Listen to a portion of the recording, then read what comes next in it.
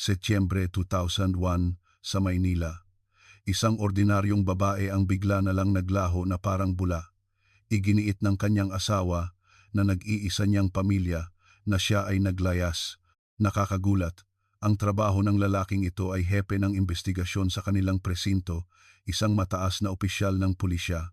2 araw ang lumipas bago isinumbong ng asawa ang pagkawala ng kanyang misis at sa bilis na parang kidlat, isinara ang investigasyon sa loob lamang ng 2 linggo bilang isang simpleng kaso ng paglalayas.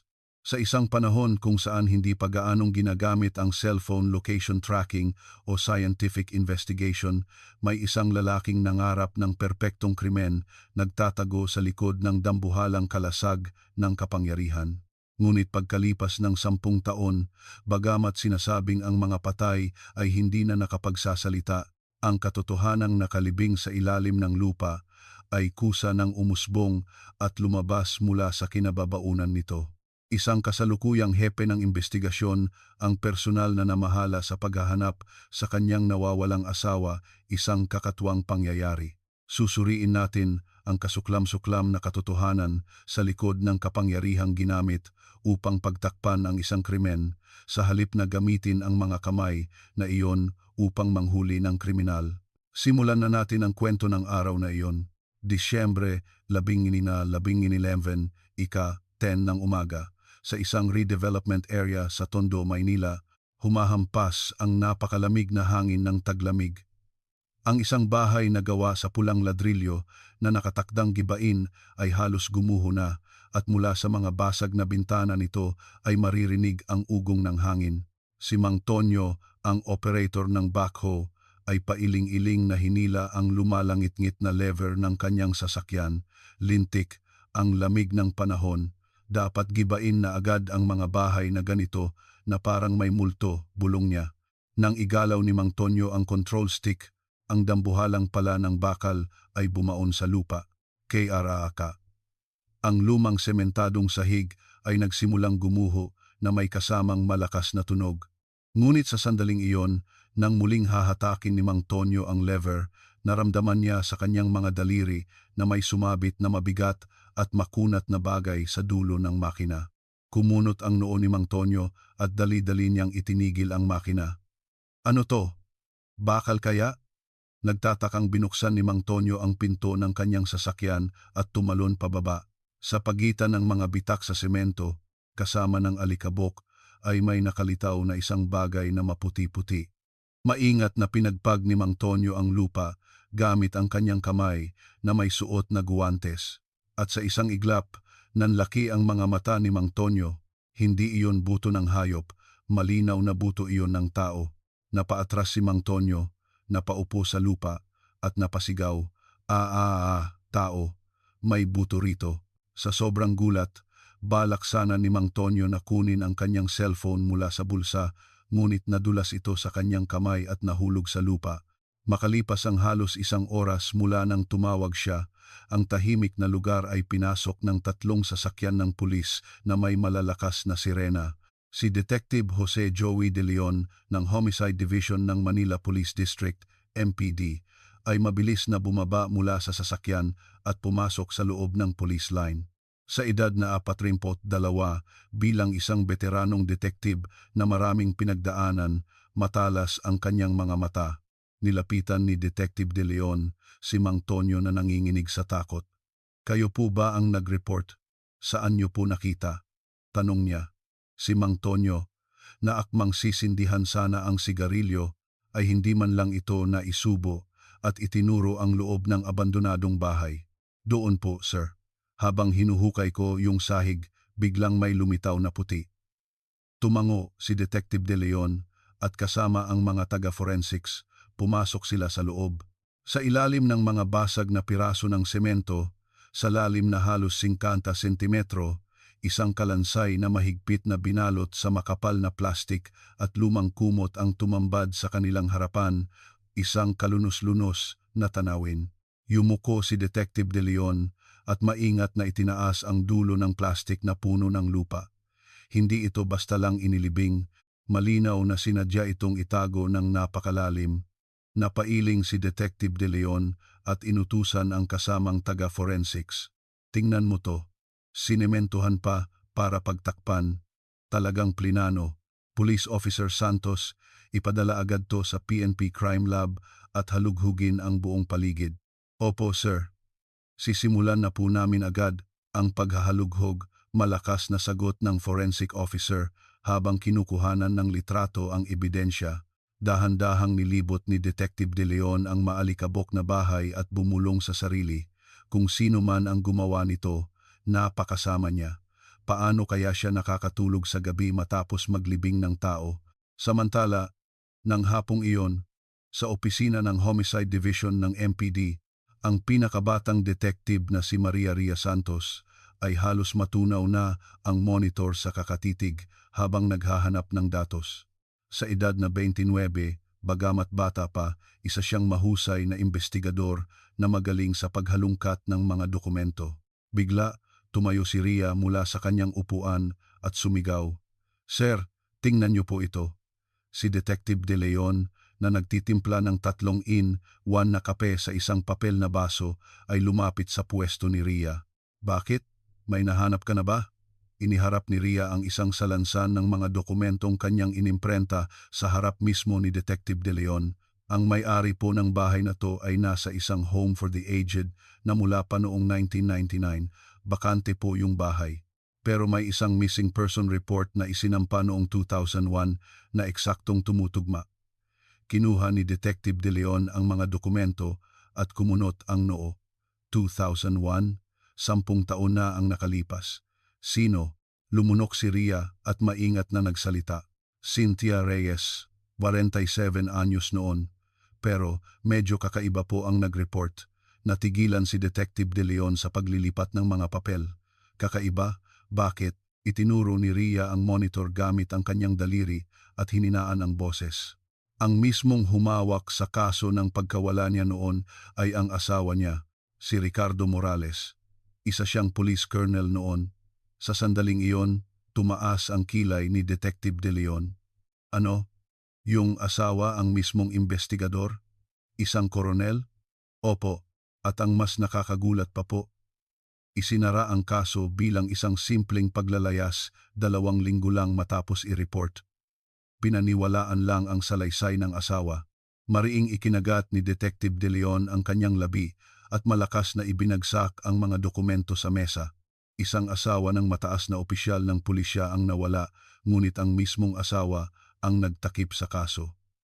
Tumingin si Detective De Leon kay Ria na may matigas na mukha. "May naamoy ako. At napakabaho.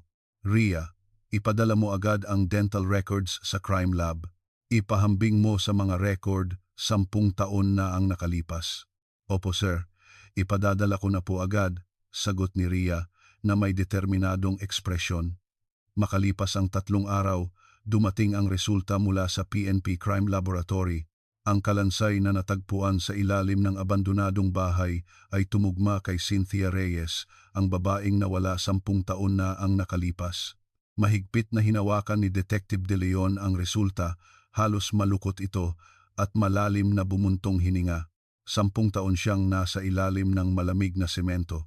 Samantalang ang walang hiyang asawa niya, walang kahihiyang na promote pa, ng gabing iyon, dahan-dahang bumukas ang pinto ng Public Assistance Desk ng MPD. Isang 60.1 anyos na babae, si Corazon Cora Reyes, na nakasuot ng lumang Amerikana, ang nag-aalangang pumasok. Siya ang nakatatandang kapatid ni Cynthia. Ang kanyang mukha ay puno ng mga bakas ng paghihirap at lungkot na hindi pa napapawi ng panahon. Sa kamay ni Cora ay may isang sobreng naninilaw na. Nanginginig ang boses ni Cora nang magtanong sa pulis na nasa desk. "Puwede ko po bang makausap ang detective na may hawak ng kaso? Tungkol po ito sa kapatid kong si Cynthia." Nang matanggap ang tawag, kumaripas ng takbo pababa ng hagdan si Detective De Leon patungo sa Public Assistance Desk. Agad na tumayo si Cora at mahigpit na niyakap ang sobre sa kanyang dibdib. Tumayo si Detective De Leon sa harap ni Cora at magalang na yumuko. "Dumating po pala kayo. Ako po si Detective De Leon." Namula ang mga mata ni Cora at nanginig ang kanyang mga labi. "Detective, Totoo po bang natagpuan na ang kapatid kong si Cynthia? Hindi makatingin ng diretsyo sa mga mata ni Cora si Detective De Leon at mabigat na tumango. Opo, totoo po. Patawarin niyo po kami at natagalan. Napaupo si Cora sa silya na parang nawalan ng lakas ang mga binti at pilit na pinigilan ang pag-iyak. Pagkatapos ay inabot niya kay Detective De Leon ang lumang sobre na yakap-yakap niya. Ang sobre na maingat na sinilyuhan ng tape ay pudpod na ang mga gilid. Pinunasan ni Cora ang kanyang mga luha at hirap na nagsalita. Ito po, ipinatago sa akin ni Cynthia, 10 taon na ang nakalipas. Sabi niya, huwag ko raw bubuksan hanggat hindi niya mismo hinihingi. Kinuha ni Detective De Leon ang sobre at tumingin kay Cora. 10 taon niyo po itong itinago lang. Natatakot po kasi ako na baka kung buksan ko, totoong may masama nang nangyari kay Cynthia. Pero mukhang kailangan ko na po itong buksan ngayon. Mabigat ang pakiramdam ng sobre sa kamay ni Detective De Leon. Ang katotohanang 10 taon na nakakulong sa ilalim ng malamig na semento ay malapit nang lumabas sa mundo. Nang akmang bubuksan na ni Detective De Leon ang sobre, humagulgol si Cora habang tinatawag ang pangalan ng kanyang kapatid. Cynthia, patawarin mo si ate, huli na nang dumating ako. Ang pigil na hagulgol ni Cora ay mabigat na bumagsak sa malamig na sahig ng Public Assistance Desk. Nagpasya ang grupo ng mga investigador na balikan ang nakaraan. Nais nilang alamin ang mga huling ginawa ni Cynthia noong Setyembre 12, 2001, ang araw na huli siyang nakita. Pinuntahan ni na Detective De Leon at Ria Santos ang isang lumang eskinita sa Santa Cruz, Maynila kung saan nakatira si Cynthia noon. Bagamat may mga usap-usapan na tungkol sa redevelopment, masuwerte pa rin silang may mga matatandang residente na naaalala pa ang mga pangyayari 10 taon na ang nakalipas. Ang una nilang nakausap ay si Aling Pacing, 58 taong gulang. Kapitbahay siya ni Cynthia at kasama sa kanilang paluwagan kaya malapit sila sa isa't isa. Nakaupo si Aling Pacing sa sofa ng kanyang sala, nakatingin sa malayo na parang inaalala ang nakaraan at nagsimulang magsalita. Oo, noong araw na yon, mga 2:00 ng hapon siguro yon. Papunta akong palengke nang makasalubong ko si Cynthia. Inilabas ni Detective De Leon ang kanyang kwaderno at nagtanong, may napansin po ba kayong kakaiba sa kanya? Sa itsura niya o sa suot? Kumunot ang noo ni Aling Pacing. Oo nga, yon ang nakapagtataka. Kadalasan, naglalagay yon ng kolorete sa mukha at laging maayos manamit. Pero noong araw na yon, wala siyang kahit anong make-up. Ang putla ng mukha niya. Wala po siyang make-up, sabi niyo. Hindi lang yon. Setyembre, yon, di ba? Mainit pa rin ang panahon sa tanghali. Naka-short sleeve blouse pa ang mga tao, pero siya, naka-long sleeve blouse, yung hanggang leeg pa. Nagningning ang mga mata ni Ria Santos at muling nagtanong, long sleeve po sa katanghalian? Oo. Kaya nga tatanungin ko sana siya, Cynthia, hindi ka ba naiinitan? Pero hindi ko na itinuloy. Mukha kasi siyang nagmamadali at parang may iniiwasan kaya hindi ko na siya kinausap. Maingat na isinulat ni Detective De Leon ang mga detalye sa kanyang kwaderno, long sleeve na damit sa gitna ng tag-araw. Naisip niya na maaaring sinusubukan nitong itago ang mga pasa o sugat sa kanyang katawan. Agad na nagtungo ang 2 detektive sa isang tindahan ng gulay sa bukana ng palengke. Ang may-ari, si Aling Nena, ay 72 taong gulang na, ngunit abala pa rin sa pag-aayos ng mga repolyo sa kanyang maliit na puwesto. Pinunasan ni Aling Nena ang kanyang mga kamay na may lupa sa kanyang tapis at inalala ang nakaraan. Si Cynthia? Ay, oo, naaalala ko siya. Bumili siya sa akin ng tokwa at toge noong araw na yon. May nabanggit po ba siya noong araw na yon? Tumingala si Aling Nena sa kisame at nag-isip. Sabi niya, may bisita raw siyang darating ng gabing yon. Napaka-importanting bisita raw, kaya kailangan niyang pagbutihin ang pagluluto. Pinili niya pa yung pinakasariwang toge. Naging matalas ang tingin ni Detective De Leon. May darating daw siyang bisita. Sinabi po ba niya kung sino? Hindi ko na tinanong kung sino. Mukha kasing abala, kaya sabi ko na lang, sige, ingat ka. Sino ba namang mag-aakala na yun na pala ang huli? Tumango si Detective De Leon at lumabas ng tindahan. Hinihintay ni Cynthia ang isang tao noong araw na yon. Hindi ka panipaniwala na ang isang babaeng nagpaplanong maglayas ay bibili pa ng mga sangkap para sa hapunan at maghahanda para sa isang bisita. Pagbalik sa presinto, muling sinuri ng grupo ng mga investigador ang salaysay na isinulat ni Ricardo Morales 10 taon na ang nakalipas. Nagulat si Ria Santos habang binubuklat ang lumang folder. Sir, tingnan niyo po ang salaysay ni Coronel Morales. Nakasulat dito na umalis ng bahay ang asawa niya mga alas 7 ng gabi at hindi na bumalik hanggang kinabukasan kaya siya nag-report. Sumandal si Detective De Leon sa kanyang upuan at nag-krus ng mga braso. Anong oras daw siya nag-report? Umaga po ng Setyembre, labangkatin. 2 araw matapos mawala, napatawa ng mahina si Detective De Leon. Isang gabi hindi umuwi ang asawa niya, pero ang asawang pulis hindi agad nagpahanap at 2 araw pang naghintay.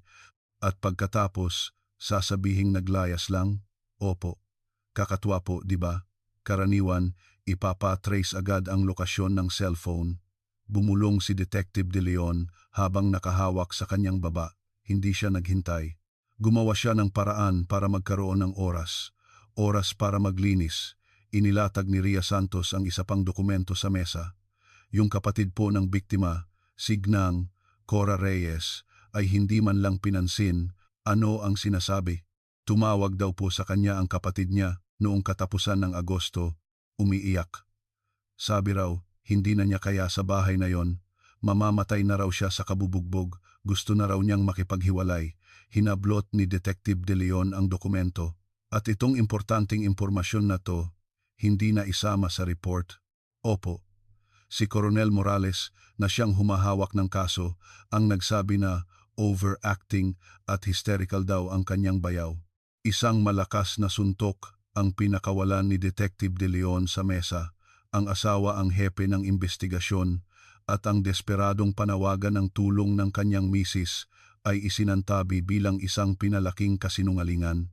Sa huli, ang kaso ay isinara bilang isang simpleng paglalayas ayon sa script na isinulat ni Ricardo. Wala bang record ng interview sa mga kapitbahay, mga narinig na away o ano paman? Mula sa tumpok ng mga dokumento, natagpuan ni Ria Santos ang isang naninilaw na memo. Meron po dito, salaysay ni G. Santos na nakatira sa itaas ng 3 palapag. Hindi opisyal na report, memo lang. Binasa ni Ria Santos ang memo. Noong gabi ng Setyembre 12, bandang alas 10, may narinig daw siyang malakas na kalabog at basag na gamit mula sa ibabang apartment at narinig niyang sumisigaw ang isang lalaki. Nasa final report ba yan? Wala po. Tinanggal. Nakasulat po na misunderstanding lang tungkol sa ingay ng kapitbahay. Tumayo si Detective De Leon at lumapit sa bintana. Ang mga ilaw ng siyudad sa labas ay tila napakalamig. Sinadya to, hindi ito investigasyon, kundi pagtatakip. Mabilis na nag-type si Ria Santos sa keyboard at hinanap ang iba pang mga record. Ang daily work log ni Ricardo Morales para sa Setyembre 2001, maya-maya, natigilan si Ria. Sir, tingnan niyo po to. May nahanap po akong napakahalaga. Mabilis na lumingon si Detective De Leon. Ano yon? Sira na ba ang alibi niya? Si Coronel Morales noong Setyembre 12, umuwi ng maaga bandang alas 6 ng gabi. Ang dahilan, masama raw ang pakiramdam niya. At noong Setyembre 20 at falib siya. Sa araw na nawala ang asawa niya, umuwi siya ng maaga at kinabukasan, 2 araw siyang nagbakasyon. Nagkatinginan ang 2 detective. Maagang pag-uwi sa araw ng pagkawala ng asawa, 2 araw na bakasyon pagkatapos, at ang report ay isinampa sa pagtatapos ng kanyang bakasyon noong ika-11-14. Napakaraming pagkakataon para masabing ito ay nagkataon lang. Kinabukasan, Disyembre 19, pinuntahan ni Detective De Leon si Benjamin Ben Cruz, isang retiradong pulis. Siya ang dating tauhan ni Ricardo na direktang humawak sa kaso. Nakatira siya mag-isa sa isang lumang apartment sa labas ng Maynila. Binuksan ni Ben ang bintana ng kanyang beranda, naninigarilyo na may mapait na ekspresyon. Alam kong darating ang araw na may magtatanong tungkol diyan. Alam kong sasabog din yan balang araw. Umupo si Detective De Leon sa isang sulok ng sala at nagtanong, "Naaalala niyo po ba ang mga pangyayari noon?" Malalim na humithit ng sigarilyo si Ben at umiling. "Gusto ko mang kalimutan, hindi ko magawa.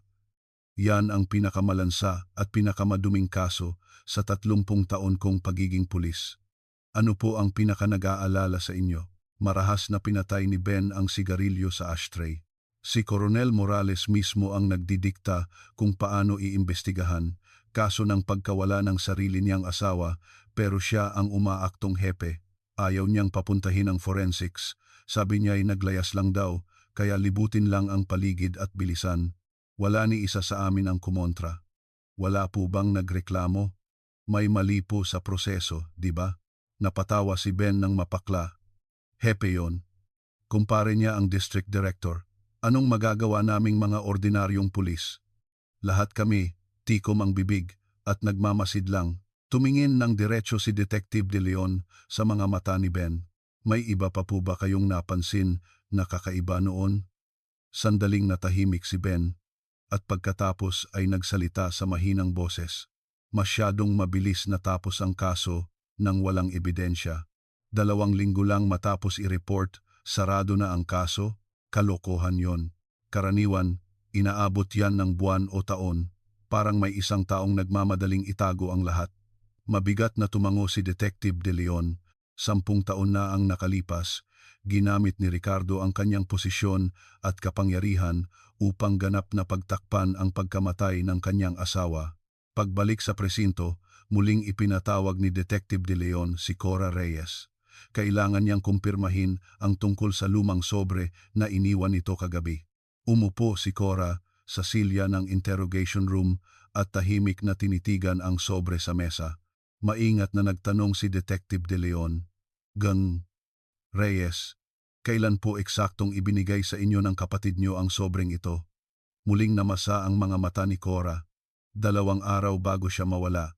Gabi na noon nang pumunta siya sa bahay at bigla na lang iniabot to sa akin. Ano po ang sinabi niya habang ibinibigay ito? Kinagat ni Cora ang kanyang labi at pilit na inalala. "Ate, itago mo tong mabuti. Huwag na huwag mong bubuksan hanggat hindi ko mismo hinihingi. Kapag nalaman to ng asawa ko, baka patayin niya talaga ako. Kaya po hindi niyo tiningnan ang laman." Tinakpan ni Cora ang kanyang mukha ng nanginginig na mga kamay. "Umaasa po ako na babalik si Cynthia. Naniwala po akong nagtatago lang siya kung saan. Kaya tinupad ko ang pangako ko at hindi ko binuksan." Naging hagulgol ang boses ni Cora. Habang lumilipas ang panahon, lalo akong natatakot buksan. Pakiramdam ko, kapag binuksan ko to, parang tinatanggap ko na hindi na talaga siya babalik. Napatay na siya. Kaya hindi ko magawa. Inabutan ni Detective De Leon ng tisyu si Cora at hinintay siyang kumalma. Pinunasan ni Cora ang kanyang mga luha at tumingin kay Detective De Leon na may namumulang mga mata. 10 taon. 10 taon akong tiniis ang tawag na baliw mula sa mga kapitbahay. Kapag pumupunta ako sa presinto para hilinging buksan muli ang kaso, gumagalaw si Ricardo sa likod at pinalalabas akong wala sa sarili. Sinabi ni Detective De Leon na may determinadong boses, "Iba na po ngayon. Malalaman din po ang katotohanan. Sisiguraduhin po namin yan." Tumango si Cora na may nagmamakaawang tingin. "Pakiusap po, Detective. Alamin niyo po kung bakit kailangang malibing ang kapatid kong si Cynthia sa malamig na semento. Pakiusap po, bigyan niyo ng katarungan," ang sinapit niya. Kinabukasan, Disyembre 20, sa conference room ng investigation team, tumayo si Detective De Leon sa harap ng whiteboard at binuksan ang takip ng marker. "Sige, oras na para alamin natin ang mga taong nakapaligid kay Cynthia noong nabubuhay pa siya." Sabi, relihiyoso raw siya, di ba? Sinuri ni Ria Santos ang kanyang kwaderno at sumagot, "Opo, sa Grace Christian Church of Manila. Tuwing Sabado't Linggo raw po siyang nagboboluntaryo at naging leader pa ng isang cell group sa sobrang dedikasyon niya. Mag-schedule ka ng interview sa mga taga roon, lalo na sa mga malapit kay Cynthia. Sige po sir. Tatawagan ko na po sila agad. Tumingin si Detective De Leon sa lumang sobre na nasa isang sulok ng mesa. Sa pahintulot ni Cora, malapit na itong buksan. Marahil, nasa loob nito ang susi na magbubunyag sa simula at katapusan ng trahedyang ito. Tinitigan ni Detective De Leon ang sobre na may seryosong mukha at malalim na nag-isip. Disyembre 20 sana, umaga. Dumating sina Detective De Leon at Ria Santos sa harap ng Grace Christian Church of Manila. Ang lumang gusali na gawa sa pulang ladrilyo ay tahimik na nakatayo, nilalabanan ang malamig na hangin ng taglamig. Ang sumalubong sa kanila ay si Ka Mercy, ang 60 anyos na tagapangasiwa ng volunteer group. Maayos na nakasuklay ang kanyang buhok na may mga puting hibla at may pag-aalala sa kanyang mukha nang buksan niya ang pinto ng opisina. Dahil po ba ito sa nangyari kay kapatid na Cynthia? Nakita ko sa balita, pero hindi ako makapaniwala. Totoo po ba? Mabigat na tumango si Detective De Leon at umupo. Nakalulungkot po. May ilang bagay lang po kaming kailangang kumpirmahin. Napabuntong hininga si Ka Mercy at kinuha ang isang maalikabok na album mula sa isang sulok ng estante mula pa noong 1998 siguro. Tuwing Miyerkules, nagboboluntaryo siya sa feeding program. Hindi siya palasalita pero masipag at napakabait. Tiningnan ni Detective De Leon ang mga kupas na larawan sa album. Sa gitna ng mga babaeng naka-apron at may hawak na sandok, nandoon si Cynthia. Simple lang ang kanyang mukha na walang makeup, ngunit may bahagyang ngiti sa kanyang mga labi. Itinuro ni Detective De Leon ang larawan at nagtanong, mayroon po ba siyang naging partikular na malapit na kaibigan sa volunteer group? Yung napagsasabihan niya ng mga problema. Sandaling tumingin sa kawalan si Ka Mercy, inaalala ang nakaraan. Pagkatapos, napapitik siya sa kanyang hita at nagsalita. Si kapatid na Ramon Garcia, may-ari siya ng isang hardware store. Sobrang lapit nilang dalawa. Inilabas ni Ria Santos ang kanyang kwaderno at naningkit ang mga mata. Anong klase po ang relasyon nila? Inilipat ni Ka Mercy ang pahina ng album at ipinakita ang isang larawan kung saan magkatabi silang dalawa. Ang tawagan nila ay Kuya at Cynthia. Parang tunay na magkapatid sila. Maagang nabiyudo si Kuya Ramon at mag-isa na lang sa buhay. Si Cynthia ang nag-aalaga sa kanya, nagdadala ng pagkain, parang tunay na kapatid. Nagkatinginan sina Detective De Leon at Ria Santos. Ang lalaking tinatawag na Kuya, si Ramon Garcia. Kailangan nilang tandaan ang pangalang ito. Pagbalik sa presinto, agad na sinubaybayan ni Ria Santos ang kinaroroonan ni Ramon Garcia. Ang tunog ng keyboard ang pumuno sa tahimik na opisina at bigla itong tumigil. Sir, may kakaiba po. Umalis po ng Maynila si Ramon Garcia noong Oktubre 2001. Ibinaba ni Detective De Leon ang kanyang 3-in-1 na kape at lumingon. Kailan daw? Oktubre po. Pagkatapos mawala ni Cynthia, parang tumatakas, lumipat siya ng tirahan sa Sorsogon. Hanggang ngayon, doon pa rin siya may maliit na hardware store.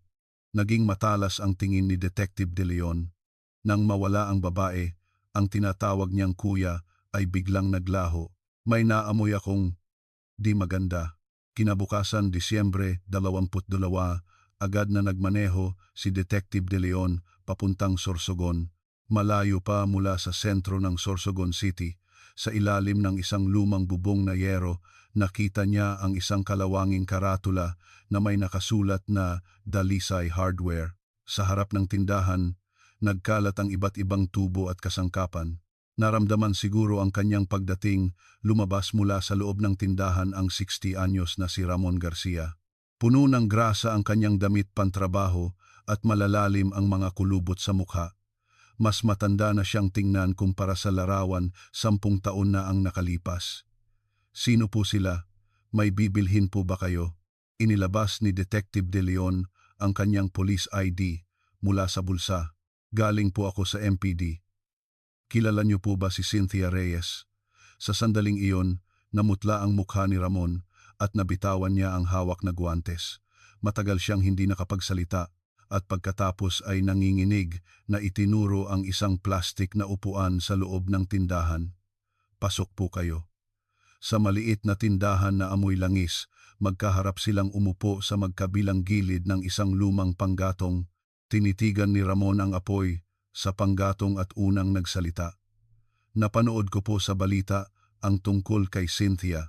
Sa malamig na lupa raw siya natagpuan, tama po ba? Opo, kaya po ako naparito para magtanong. Ibinaba ni Ramon ang kanyang ulo. 10 taon, walang araw na hindi ko naisip ang kaawa-awang babaeng yon. Tinitigan ni Detective De Leon ang mga mata ni Ramon at nagtanong, noong Oktubre 2001, pagkatapos ng insidente, bakit po kayo biglang umalis ng Maynila para po kayong tumatakas? Nanginginig ang magaspang na mga kamay ni Ramon sa kanyang mga tuhod. Matapos ang mahabang katahimikan, itinaas niya ang kanyang ulo na parang nagpasya na at nagsalita. Nang mabalitaan kong nawawala si Cynthia, balak ko sanang pumunta sa presinto para magbigay ng testimonya. Alam ko kung paano siya tratuhin ng asawa niya. Pero noong gabing yon, may tumawag sa akin. Sino po? Si Ricardo Morales, ang asawa ni Cynthia. Lumapit si Detective De Leon. Ano po ang sinabi niya? Nanginginig sa galit na sumagot si Ramon. Walang pakundangan niyang sinabi. Alam kong may relasyon kayo ni Cynthia. Kung hindi ka tatahimik at mawawala, ikaw ang gagawin kong salarin sa pagpatay sa kanya. Tinakot po kayo. Mapait nang umiti si Ramon. Koronel yon. Ako, isang ordinaryong matanda lang. Kapag ang isang mataas na opisyal ng pulisya ang kalaban mo, anong magagawa ko? Natakot ako, kaya ako tumakas. Mabilis na nagsulat si Detective De Leon sa kanyang kwaderno. Hindi lang gumawa ng alibi si Ricardo, tinakot pa niya ang kaibigan ng kanyang asawa para manahimik. Ano po ba talaga ang relasyon niyo kay Cynthia? Totoo po bang may relasyon kayo? Tulad ng sinabi ni Ricardo. Umiling si Ramon at seryosong sumagot. Hindi po totoo yan. Hinding-hindi po. Nang mauna ang asawa ko, malungkot ako, at nakilala ko si Cynthia sa simbahan, naging parang tunay na kapatid ang turing niya sa akin. Nagsimulang mamuo ang luha sa mga mata ni Ramon, nakita ko kung gaano siya nagdusa sa impyernong bahay na yon. Madalas siyang may mga pasa, pero kapag tinatanong ko, sasabihin niyang nadapa lang siya. Hindi siya makatingin ng diretso sa akin. Sinasaktan po ba siya? Malakas na tumango si Ramon. Opo. Isang araw, may malaking pasa siya sa braso. Pinilit ko siyang magsalita at umiyak siya ng malakas.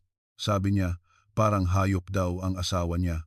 Sandaling huminga ng malalim si Detective De Leon at itinapon ang pinakamahalagang tanong. Noong Setyembre 12, 2001, ang araw na nawala si Cynthia. Nasaan po kayo noong araw na yon? Tumingin sa kisame si Ramon, inaalala ang nakaraan. Naaalala ko. Nasa Laguna Technopark ako. Araw yon ng malakihang delivery ng materyales sa isang pabrika. Mula alas 3 ng hapon hanggang alas 11 ng gabi, nandoon ako, nagbubuhat at nag-install. May makakapagpatunay po ba niyan? Yung may-ari ng pabrika at mga empleyado, kasama ko pa silang kumain ng pansit canton. Tanungin niyo sila. Alam nila. Tumango si Detective De Leon at tumayo. Kung ganoon kadetalye ang kanyang alibi, madali na lang itong kumpirmahin. Pagbalik sa Maynila, agad na inutusan ni Detective De Leon si Ria Santos. Matapos halughugin ni Ria ang mga record ng pabrika sa Laguna Technopark, napatunayan niyang totoo ang bawat salita ni Ramon. Kinumpirma ng may-ari at mga empleyado na kasama nila si Ramon hanggang hating gabi noong araw na yon. Sir, napakatibay po ng alibi niya. Imposibleng makapunta si Ramon sa crime scene noong oras na yon. Tumango si Detective De Leon habang nakakrus ang mga braso. Sige, alisin na natin si Ramon sa listahan ng mga suspek. May iba pa bang lumabas mula sa simbahan? Inabot ni Ria Santos ang isang dokumento. Sinuri ko po ulit ang listahan ng mga voluntaryo at may nakita pa akong isa. Si Tita Susan, 60 anyos. Siya raw po ang tresurera noon at isa sa iilang taong pinagsasabihan ni Cynthia ng mga sikreto. Puntahan mo agad, Hapon ng Disyembre 21, nagtungo si Ria Santos sa isang apartment sa Maynila. Ang 60 anyos na si Tita Susan ay naghain ng mainit na tsaang kalamansi at pinatuloy si Ria. Si Cynthia, "Hay, napakabait na tao noon, hindi makabasag pinggan." Nakakaawa ang nangyari sa kanya. Hawak ang tasa ng tsaa. Maingat na nagtanong si Ria, "May naikwento po ba si Cynthia tungkol sa kanyang pamilya o sa asawa niya?" Nag-atubili si Tita Susan habang hawak ang tasa. Pagkatapos, nagpasya siyang magsalita. 1 buwan bago siya mawala, bandang katapusan ng Agosto. Ano po ang sinabi niya? Hininaan ni Tita Susan ang kanyang boses. Sabi niya, gusto na niyang makipaghiwalay sa asawa niya, pero binugbog daw siya ng husto noong gabing yon, kaya matagal siyang hindi nakapagsimba. Pagbalik niya, anong itsura niya? Pagkatapos ng 1 linggo, bumalik siya. Grabe. Kahit makapal ang makeup niya, kitang-kita pa rin ang mga pasa sa ilalim ng mata at sa pisngi niya. Tinanong ko siya, "Cynthia, anong nangyari sa'yo?" Pero sabi niya, nauntog lang daw siya. Pinunasan ni Tita Susan ang kanyang mga luha at hindi na makapagsalita. Sana noon, mas kinulit ko pa siya. Hanggang ngayon, pinagsisisihan ko na nagkunwari akong walang nakita. Mabilis na isinulat ni Ria sa kanyang kwaderno. Humingi ng diborsyo si Cynthia at karahasan ang naging kapalit. Karahasan sa pamilya at hiling na diborsyo. Ang motibo sa pagpatay ay lalong nagiging malinaw. Kinabukasan, Disyembre 23, umaga. Sa opisina ng investigation team, ramdam ang tensyon. Isinulat ni Detective De Leon ang pangalang Ricardo Morales sa whiteboard at nilagyan ng pulang linya sa ilalim. Buuin natin ang kwento. Si Cynthia Reyes ay palaging binubugbog ng asawa niyang si Ricardo. Nang hindi na niya makayanan, humingi siya ng diborsyo at lalo pa siyang binugbog. Ang tanging kanlungan niya ay ang simbahan kung saan naging malapit siya kay Ramon Garcia. Nagpatuloy sa pag-uulat si Ria Santos at si Ricardo. Pagkawala ng asawa niya, agad niyang pinalabas na kalaguyo ni Cynthia si Ramon, tinakot niya ito para umalis, at isinara niya ang investigasyon ng walang basehan. Tinitigan ni Detective De Leon ang whiteboard na may matalas na tingin. Lahat ng ebidensya tumuturo kay Ricardo. Sapat na ang dahilan para arestuhin siya. Sakto sa sandaling iyon, umingay ang lumang fax machine sa sulok ng opisina. Bzzzt, bzzzt, bzzzt. Dahan-dahang lumabas ang isang piraso ng papel mula sa makina. Lumapit si Ria Santos at kinuha ito. Sino kaya to? Nang makita ni Ria ang laman ng papel, bigla siyang nanigas. "Sir, tingnan niyo po to." Agad na kinuha ni Detective De Leon ang papel. Isang misteryosong fax na walang return number. Sa gitna ng malaking A4 na papel, may isang linyang nakasulat sa makapal na letra, Danilo Vargas, XX Hardware, Tondo, Manila. Halos malukot ni Detective De Leon ang papel at bumulong, Danilo Vargas. Sino naman to? Isang bagong pangalan ang lumitaw, nagdulot ng panibagong kaguluhan sa tahimik na investigasyon. Sinimulan ng grupo ng mga investigador na alamin kung sino si Danilo Vargas, ang pangalang nakasulat sa misteryosong fax. Ang mga daliri ni Ria Santos ay mabilis na gumalaw sa keyboard, hinahanap ang katotohanan sa likod ng pangalang iyon. Maya-maya, habang nakatitig sa monitor, gulat na tinawag ni Ria si Detective De Leon. "Sir, nahanap ko na po, Danilo Vargas, isinilang noong 1953. Kaklase po siya ni Ricardo Morales noong high school. Ibinaba ni Detective De Leon ang kanyang 3-in-1 na kape at inilapit ang kanyang upuan. Kaklase, parang hindi lang simpleng kaklase yan. Alamin mo pa." Mabilis na nag-click si Ria sa mouse at nagpatuloy. Hanggang 1997, may malaki siyang hardware sa Tondo pero nalugi noong Asian financial crisis. Pagkatapos noon, nagsimula siyang umutang kay Ricardo. Magkano? Mula 1998 hanggang 2001, umabot po sa 1 milyong piso. 1 milyon noong panahong yon, katumbas na ng isang bahay. Pero dito po nagsisimula ang kakatwa. Ano yon? Itinuro ni Ria ang monitor. Pagkatapos ng Oktubre 2001, biglang nawala ang lahat ng record ng utang. Walang record na nabayaran at ang mga kasulatan ng utang nawala. Parang bigla na lang naglaho ang utang. Naningkit ang mga mata ni Detective De Leon. Nawala si Cynthia noong Setyembre 2001 at kinabukasan ang malaking utang ay biglang nawala. Hindi lang po yan, sir. Ipinakita ni Ria ang kopya ng titulo ng lupa. Yung abandonadong bahay po, ang orihinal na may-ari, si G. Reyes, ay tiyuhin pala ni Danilo Vargas. Tumayo si Detective De Leon. Ano? Tiyuhin? Opo. Si G. Reyes po ay nasa Home for the Aged na mula pa noong 1999 dahil sa demensya at ang pamangkin niyang si Danilo ang nag-aalaga sa bakanting bahay. Lahat ng piraso ng palaisipan ay nakakatakot na nagtutugma. Kaklase at may utang kay Ricardo at tagapamahala ng bahay kung saan itinago ang bangkay. Isinuot ni Detective De Leon ang kanyang jacket at maikling nag-utos. Tara, hulihin natin si Danilo Vargas. Disyembre 24, umaga. Nagtungo si Detective De Leon sa isang lumang apartment sa Gagalangin, Tondo.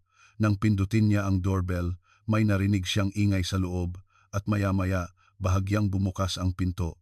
Ang 58 anyos na si Danilo Vargas ay sumilip na may pag-aalinlangan sa kanyang mga mata. Manipis na ang kanyang buhok at malalim ang mga mata. Tila nilamon siya ng 10 taon. Sino po sila? Inilabas ni Detective De Leon ang kanyang ID at iniharap sa kanya. MPD, Detective De Leon, kayo po ba si Danilo Vargas? Malakas na nanginig ang mga mata ni Danilo. Opo, ako nga po. Bakit po? May mga itatanong lang po kami. Sumama po kayo sa presinto. Nanigas ang mukha ni Danilo at humigpit ang hawak niya sa pinto. Ngunit maya-maya parang sumuko na siya, malalim na bumuntong hininga at tumango. Sige po, magbibihis lang ako.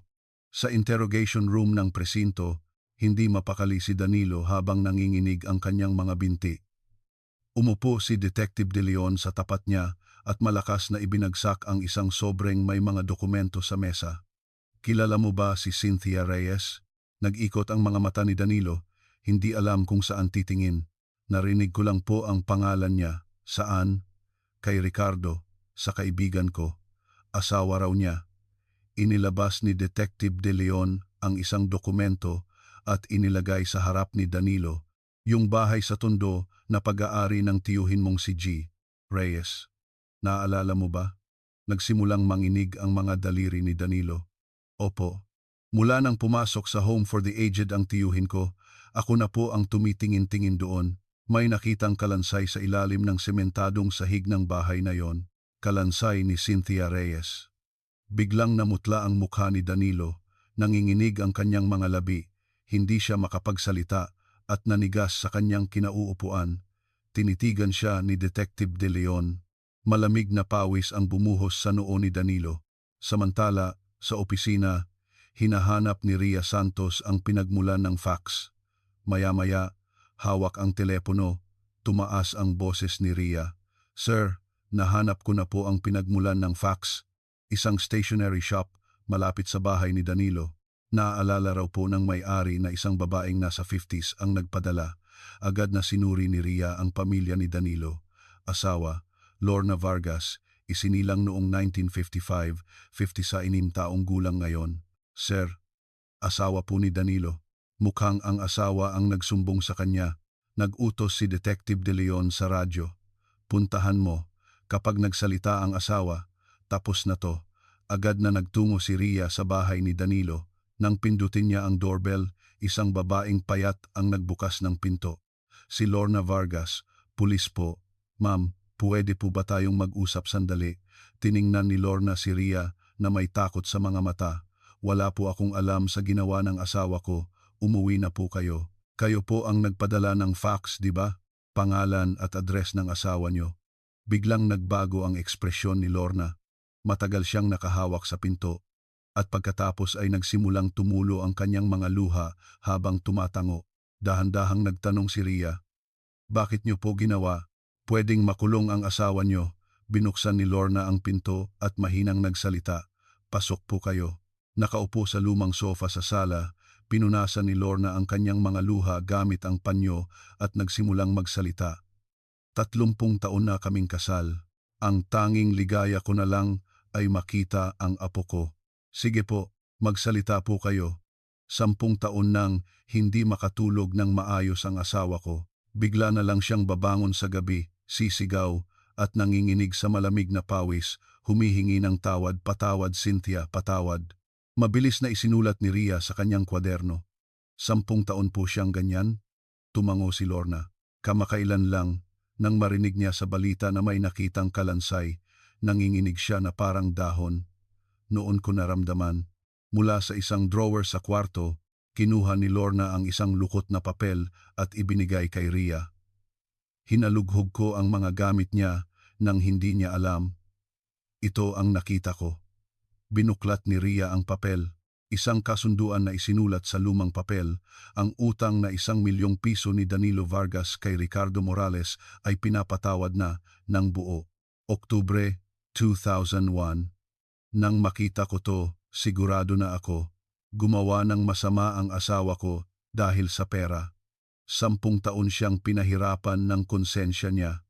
Kaya po kayo nag-report? Humagulgol si Lorna. Kung magpapatuloy kaming ganito, pareho kaming mamamatay sa paghihirap. Tuwing nakikita ko ang apo ko, hindi ko makayanan ang bigat ng kasalanan. Yumuko si Lorna at humagulgol. Yung babaeng yon, si Cynthia, anak din siya ng isang tao, ina ng isang tao. Paano na kaya ang pamilya niya sa loob ng 10 taon? Pagbalik sa presinto, ipinakita ni Ria kay Detective De Leon ang kasunduan. Sir, ito na ang matibay na ebidensya. Kasunduan ng pagpapatawad sa utang at testimonya ng asawa.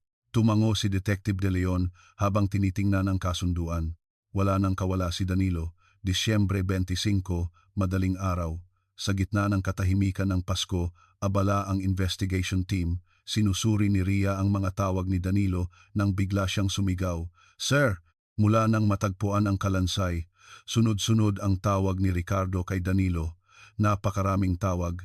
Sinusubukan nilang pagtugmain ang kanilang mga kwento. Halatang halata na. Sakto noon, may tumawag mula sa detention cell. Humihiling daw ng pakikipag-usap si Danilo. Binuksan ni Detective De Leon ang pinto ng interrogation room. Nakayuko si Danilo, nanginginig ang magkakrus na mga kamay. Umupo si Detective De Leon at nagsalita. May gusto ka raw sabihin. Dahan-dahang itinaas ni Danilo ang kanyang ulo. Ang kanyang namumulang mga mata ay puno ng takot at pagsuko. Sir, lumunok si Danilo at nanginginig na nagsalita. Aaminin ko na po ang lahat. Sa tahimik na interrogation room, marahan ang boses ni Danilo. Ako po ang pumatay kay Cynthia. Naging matalas ang tingin ni Detective De Leon. Sa wakas, ang 10 taong lihim ay malapit ng mabunyag. Disyembre 25, umaga ng Pasko. Sa interrogation room ng MPD, mabigat ang hangin. Si Danilo Vargas, na may itsurang sumusuko na, ay naglalagay ng kanyang thumb mark sa confession statement. Nakaupo sa tapat niya si Detective De Leon, binuksan ang recorder at sinimulan ang huling kumpirmasyon.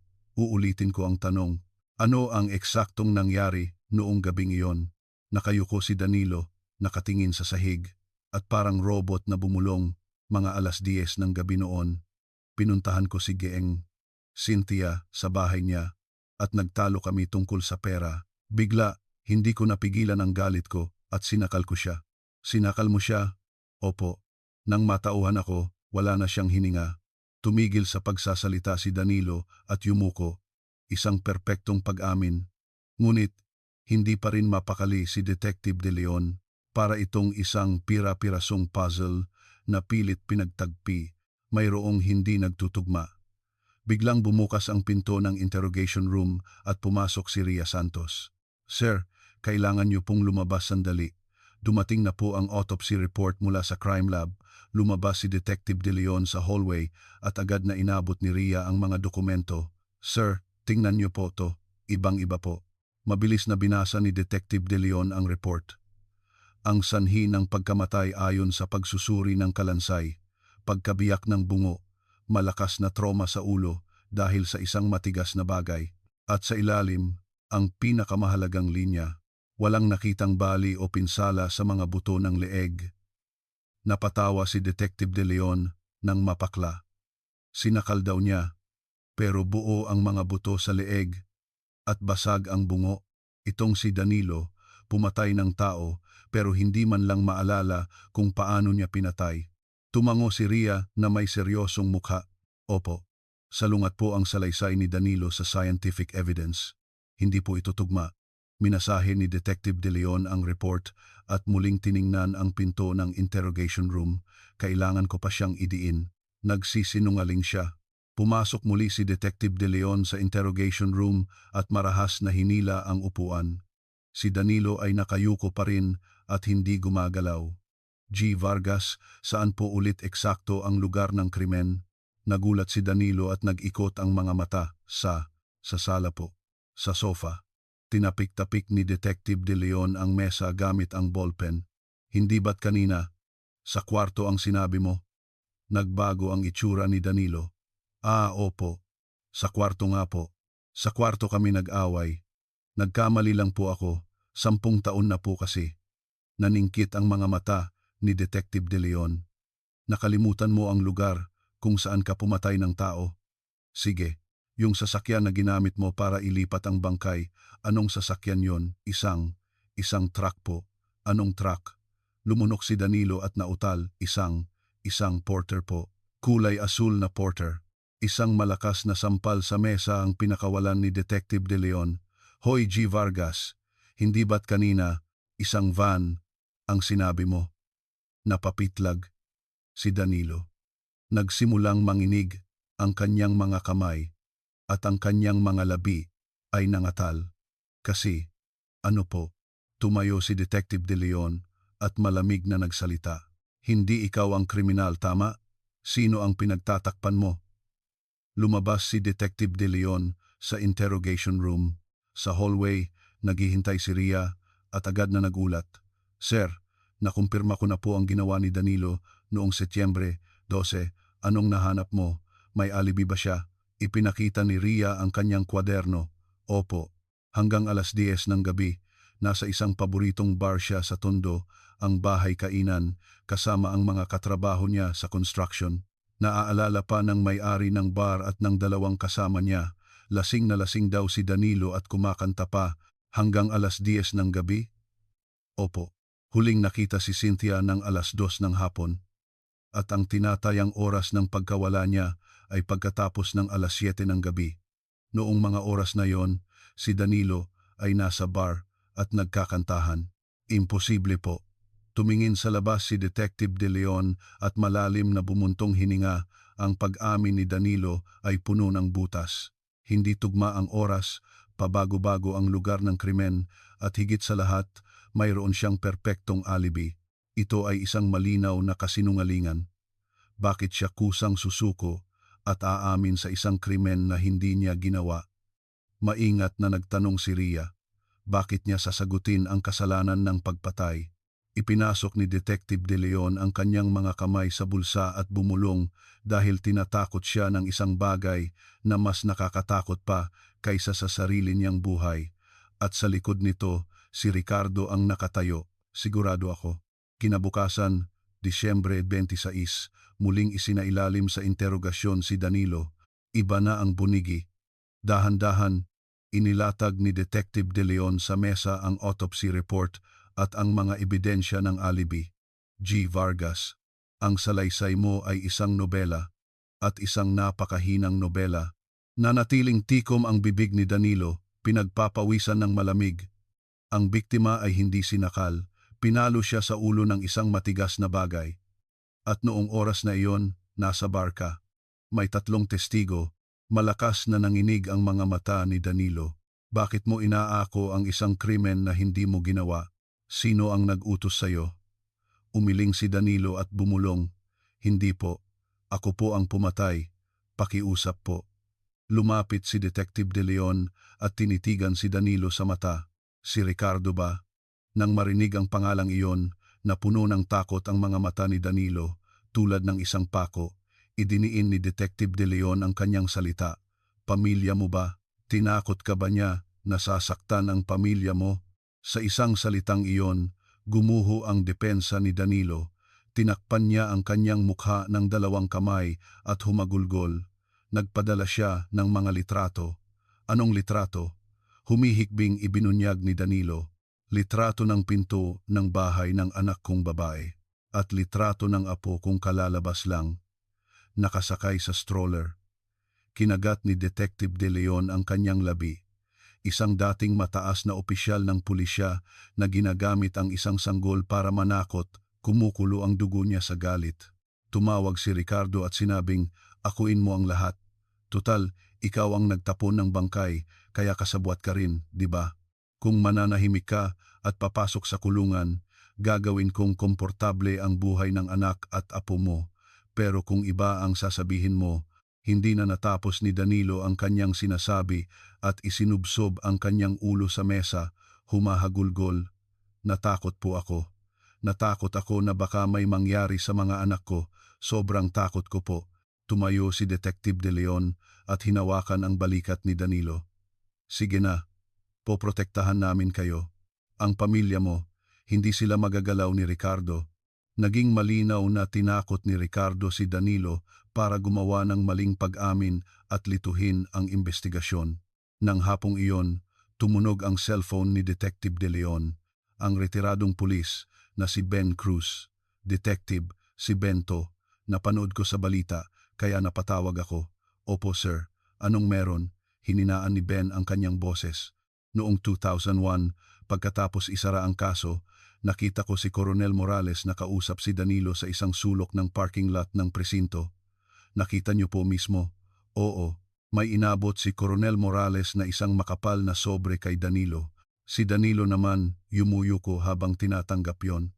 Akala ko noon, ordinaryong reklamo lang, pero ngayon, mukhang hindi." Mabilis na isinulat ni Detective De Leon ang detalye, isang mahalagang testimonya na nag-uugnay sa kasunduan ng pagpapatawad sa utang. "Salamat po sir. Bukas po punta po kayo sa presinto para magbigay ng opisyal na salaysay." "Sige, pupunta ako bukas." Pagkababa ng tawag, tinawag ni Detective De Leon si Ria. "Ano ang kasalukuyang estado ni Ricardo? Nahanap mo na ba?" Sinuri ni Ria ang mga record. "Opo.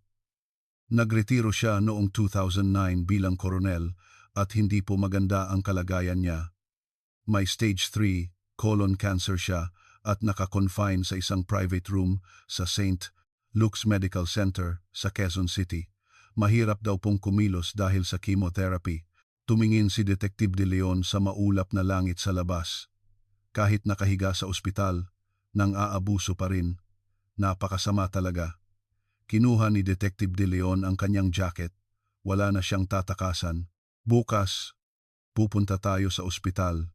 Bilang isang person of interest, kailangan kong makita ang mukha ni Ricardo." Disyembre 27, gumawa ng mahalagang desisyon ang investigation team. Bago idiin si Ricardo sa ospital, napagpasyahan nilang buuin ang huling piraso ng puzzle. Ang sobrang 10 taong iningatan ni Cora na parang buhay niya. Tinawagan ni Detective De Leon si Cora. "Gna, Reyes, mukhang oras na po. Kailangan na po nating buksan ang sobre. Puwede po ba kayong pumunta sa presinto?" Sa kabilang linya, narinig ang nanginginig na paghinga ni Cora. "Opo, pupunta po ako. Papunta na po ako." 2:00 ng hapon sa conference room ng MPD. Sa ilalim ng ilaw, nasa gitna ng mesa ang lumang sobreng naglalaman ng 10 taon ng kasaysayan. Tinitigan ito ni Cora at malalim na bumuntong hininga. Nanginginig ang kanyang mga kamay. "Bubuksan ko na po." Ang iniwan ng kapatid kong si Cynthia sa harap ni na Detective De Leon at Ria Santos. Maingat na tinanggal ni Cora ang tape sa sobre. Mula sa loob, lumabas ang ilang lukot na papel at isang cassette tape.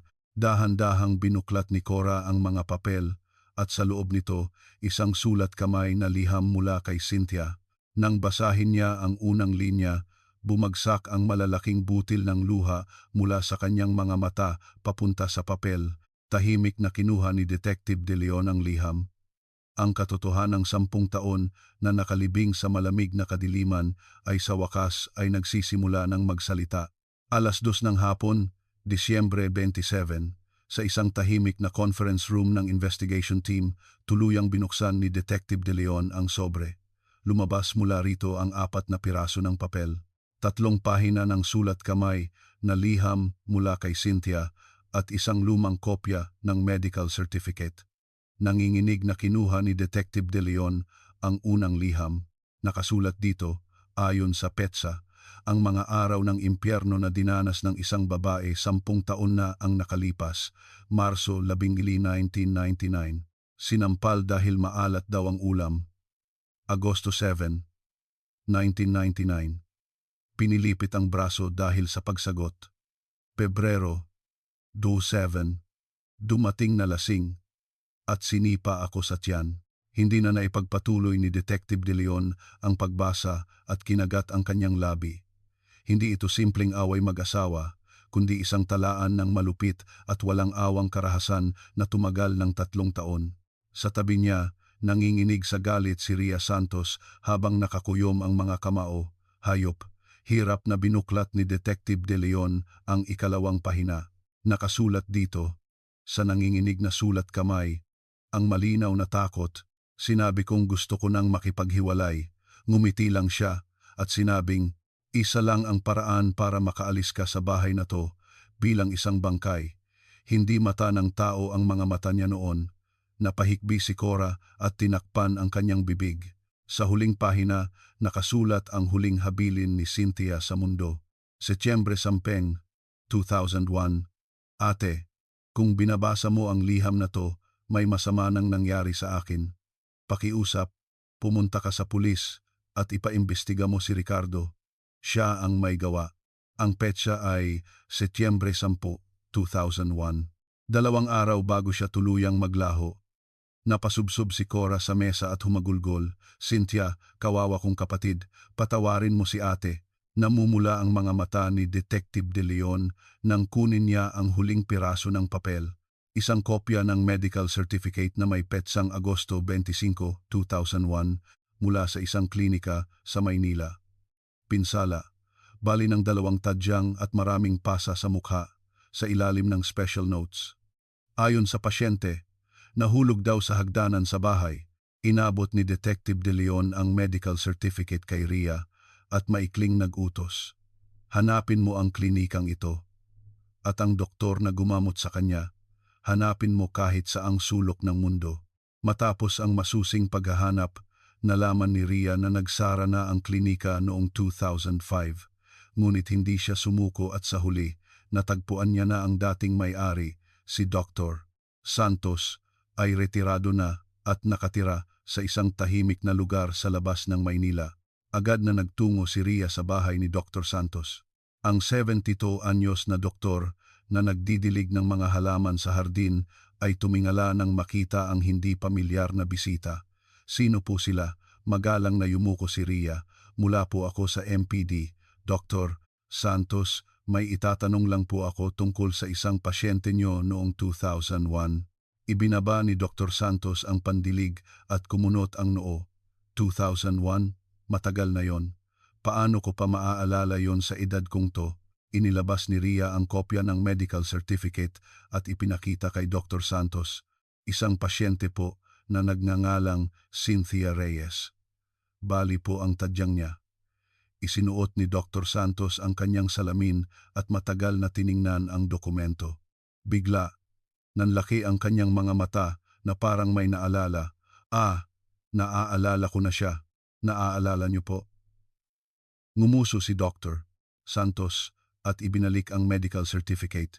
Hindi ko makakalimutan yon. 2 tadyang niya ang bali. Pero sabi niya, nahulog daw sa hagdan. Pero sa 30 taon kong pagiging doktor, hindi mo maluloko ang mga mata ko. May kakaiba po ba sa mga sugat niya? Hindi. Yon sugat mula sa pagkahulog. Para siyang sinipa ng malakas ng isang bagay na parang dulo ng baril. Ganoon ang itsura ng mga pasa. Mabilis na isinulat ni Rhea sa kanyang kwaderno at nagtanong, tinanong niyo po ba siya kung ano talaga ang nangyari? Malalim na bumuntong hininga si Dr. Santos at tumingin sa malayo. Tinanong ko, nang kami na lang dalawa, umiyak siya ng malakas at umamin na binugbog siya ng asawa niya. Sabi ko, ire-report ko sa pulis, pero nagmakaawa siyang huwag.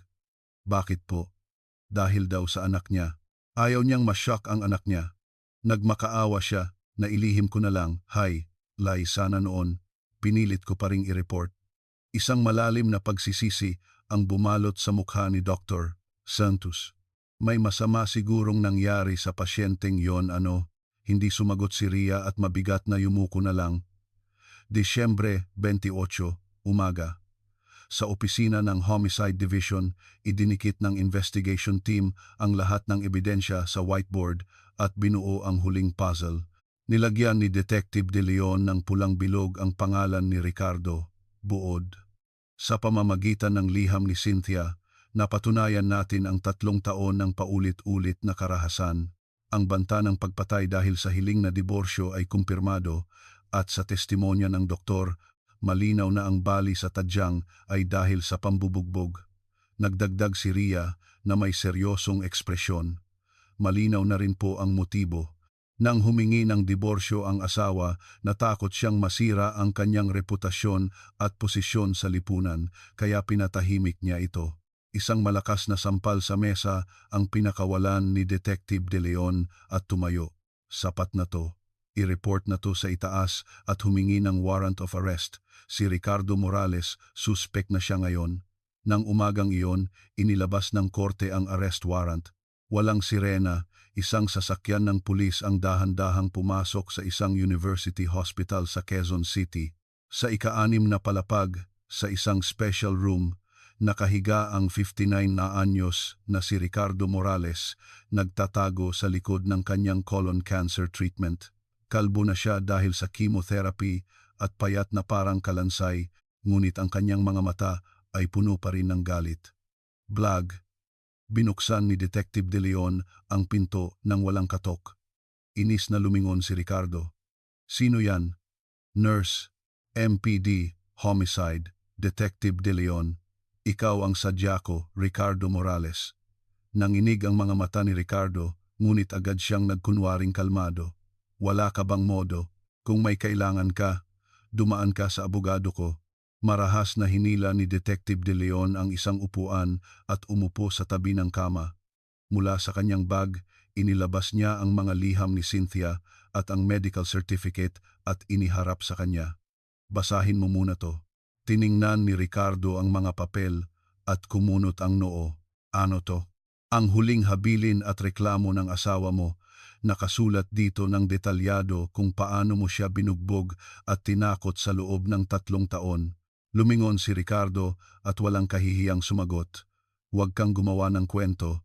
Yung babaeng yon, sira ang ulo. May paranoia yon. Kaya kahit nadapa lang siya, sasabihin niyang binugbog ko siya.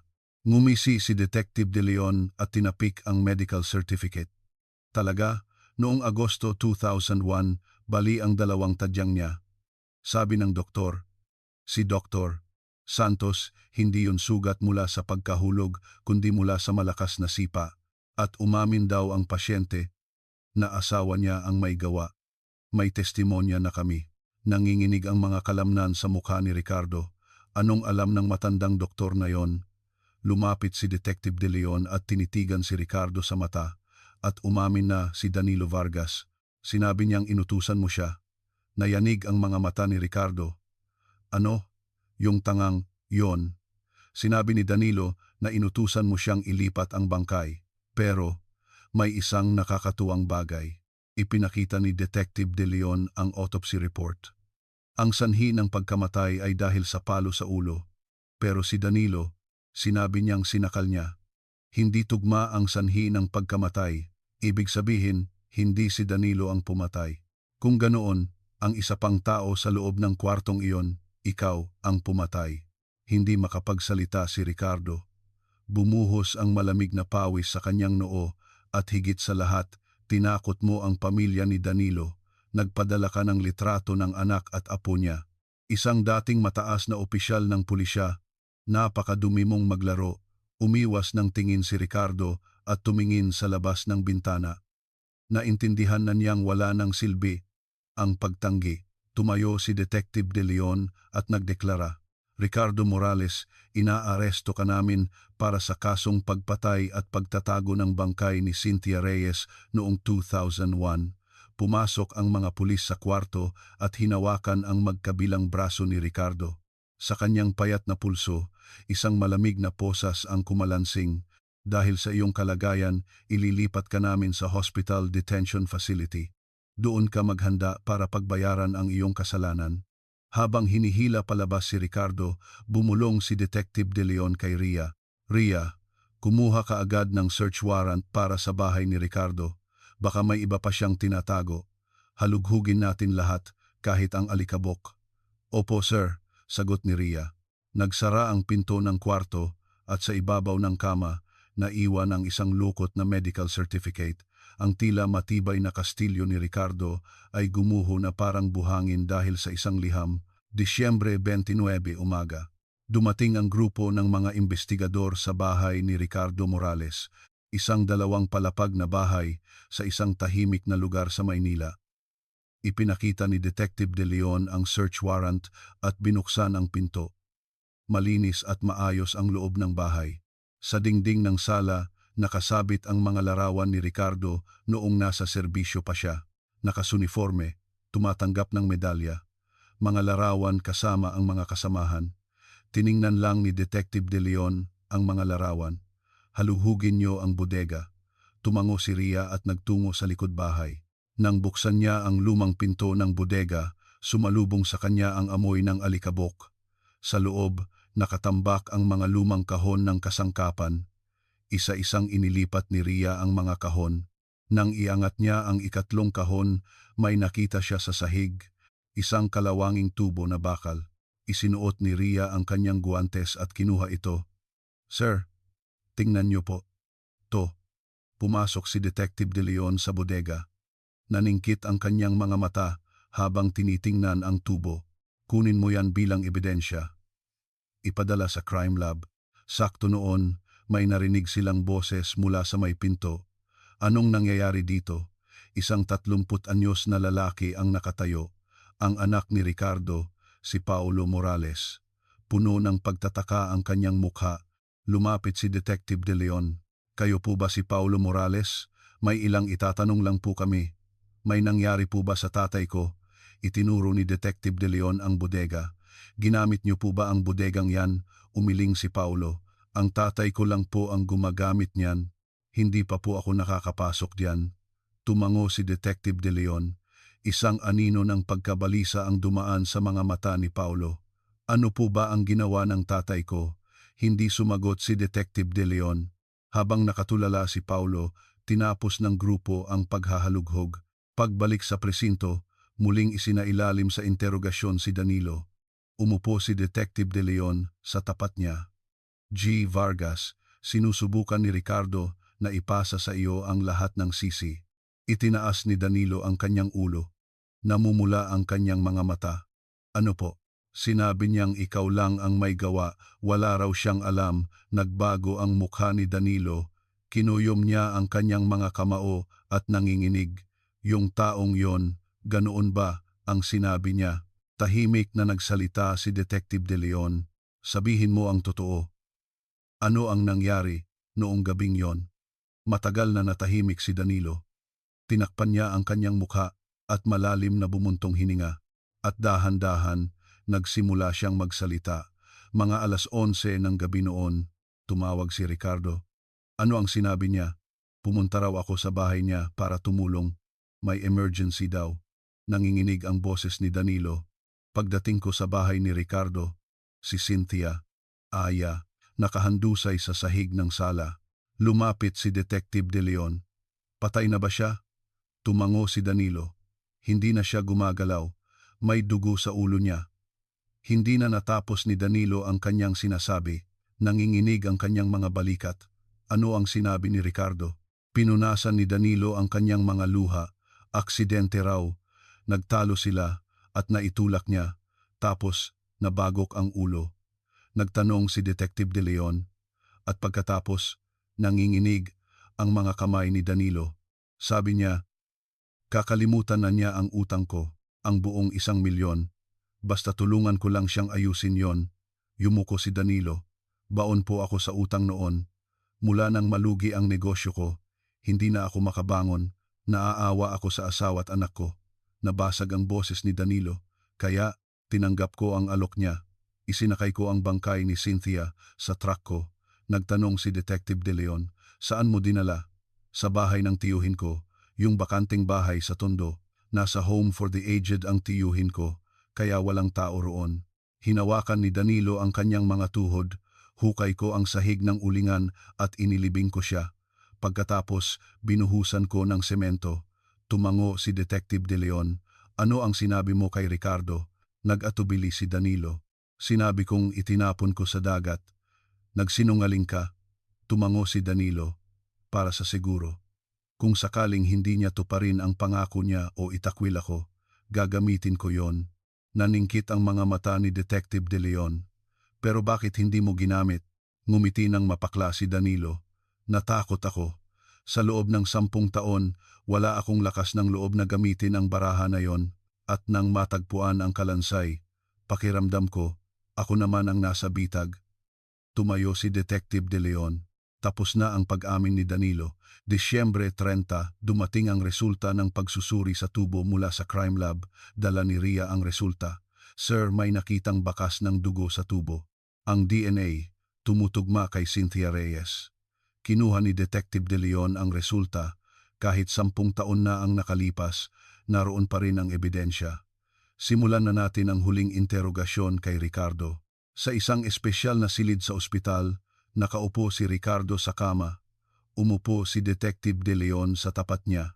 Lahat ng ebidensya, kumpleto na. Isa-isang inilatag ni Detective De Leon ang mga dokumento sa mesa. May dugo ni Cynthia sa tubo. Nanigas ang mukha ni Ricardo. Sa liham ng asawa mo, nakasulat ang 3 taon ng pambubugbog. Nagsimulang manginig ang mga kamay ni Ricardo. Sa medical certificate at testimonya ng doktor, kumpirmado ang karahasan sa pamilya. Nanginginig ang mga labi ni Ricardo. Umamin na si Danilo sa lahat ng nangyari noong gabing yon. Pagdating niya sa bahay mo, patay na si Cynthia. Yumuko si Ricardo, mahabang katahimikan.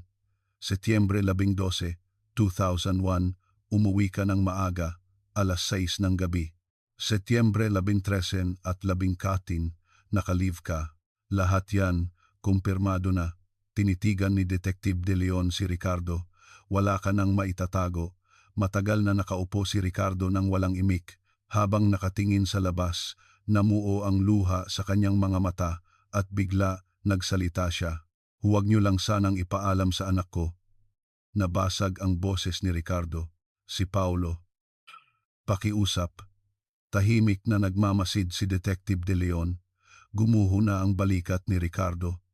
Noong araw na yon, inabot sa akin ni Cynthia ang divorce papers. Dahan-dahang nagsimulang magsalita si Ricardo. Sumigaw ako, anong mangyayari sa reputasyon ko? Asawa ng isang police colonel, makikipaghiwalay. Sabi niya, aalis na siya. Nanginginig ang mga kamay ni Ricardo. Sinubukan ko siyang pigilan. Pero patuloy siyang nanunulak. Ipinikit ni Ricardo ang kanyang mga mata. Bigla, uminit ang ulo ko. Kinuha ko ang tubo sa tabi ng pinto at ipinalo. Nagtanong si Detective De Leon, hindi mo ba plinano? Umiling si Ricardo. Biglaan lang yon. Isang pagkakamali. Tumulo ang luha mula sa mga mata ni Ricardo pero sa loob ng 10 taon. 10 taon. Hindi na natapos ni Ricardo ang kanyang sinasabi. Nanginginig ang kanyang mga balikat habang humahagulgol. Tumayo si Detective De Leon. Tapos na ang pag-amin. Disyembre 31, isinampa ang kaso laban kay Ricardo sa piskalya.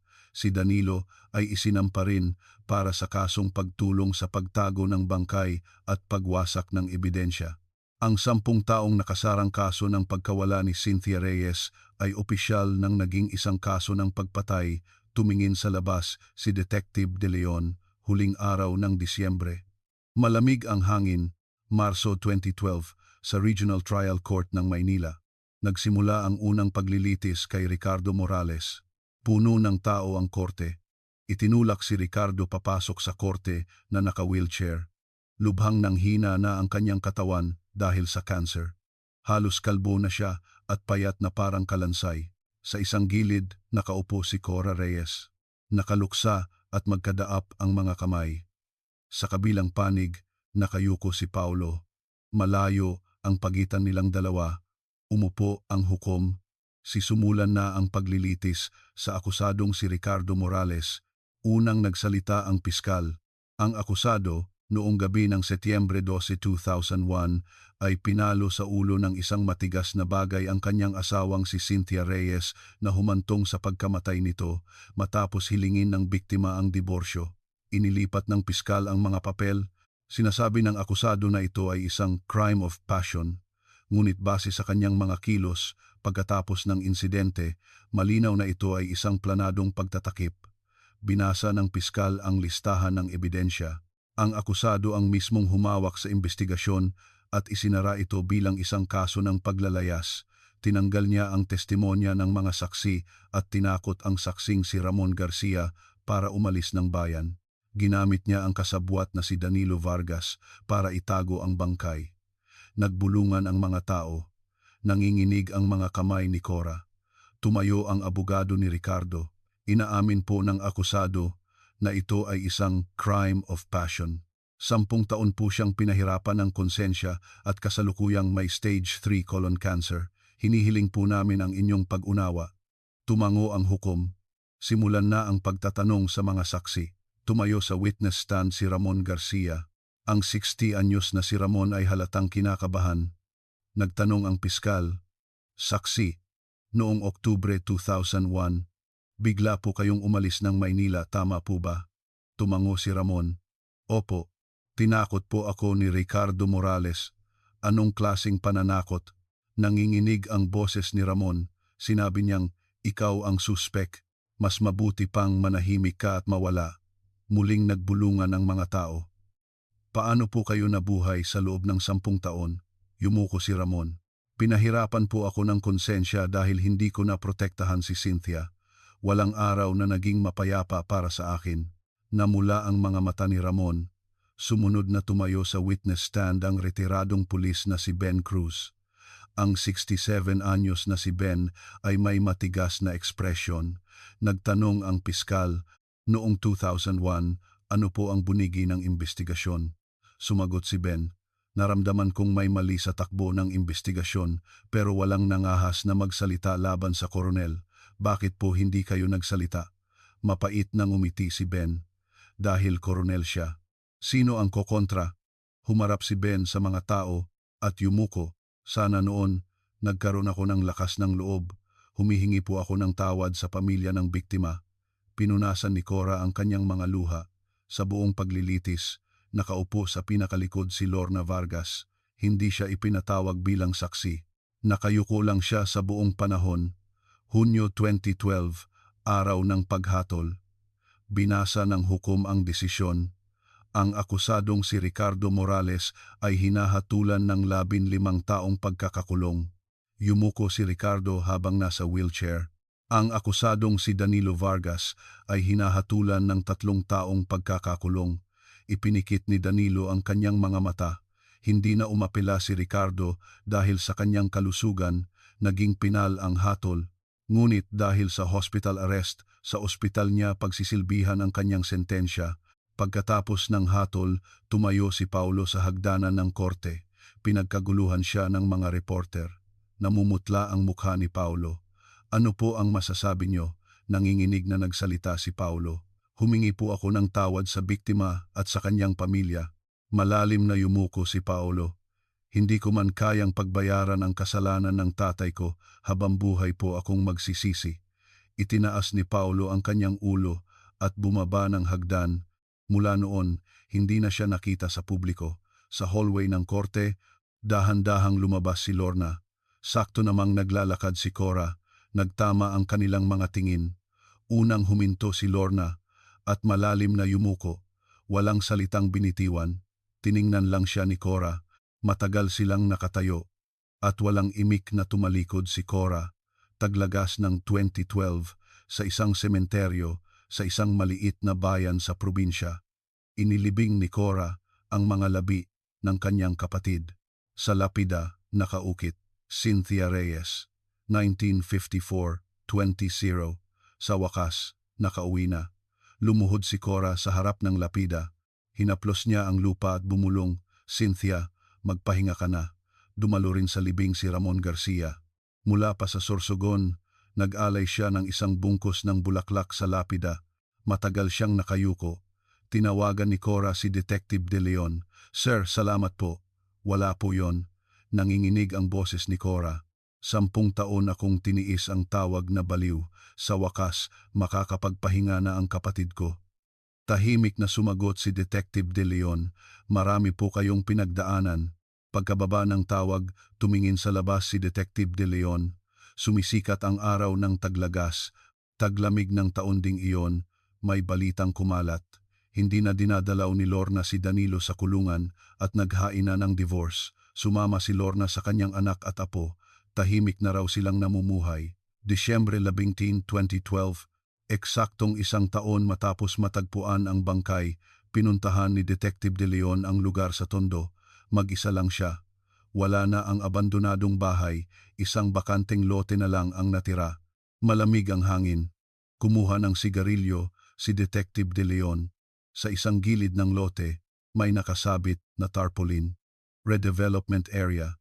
Isang bagong simula para sa masayang bukas. Kumakaway ang tarpaulin sa hangin. Humithit ng sigarilyo si Detective De Leon at tiningnan ang bakanteng lote. Isang babaeng 10 taong nakalibing sa ilalim ng semento. Ang kanyang sinapit, ngayon lang nalaman ng mundo. Ngunit ang 10 taon na dapat sanay nabuhay si Cynthia, hindi na maibabalik. Pinatay ni Detective De Leon ang sigarilyo sa lupa. Dumampi sa kanyang pisngi ang malamig na hangin. Tumalikod si Detective De Leon at nagsimulang maglakad. Sa bakanteng lote, tanging hangin na lang ang umiihip. Salamat sa inyong pakikinig hanggang sa huli. Malaking tulong po kung mag-iiwan kayo ng komento na salamat sa kwento. Sana'y magkaroon din ng liwanag at kapayapaan ang inyong araw. Huwag po kalimutang mag-subscribe at i-like ang video. Salamat po.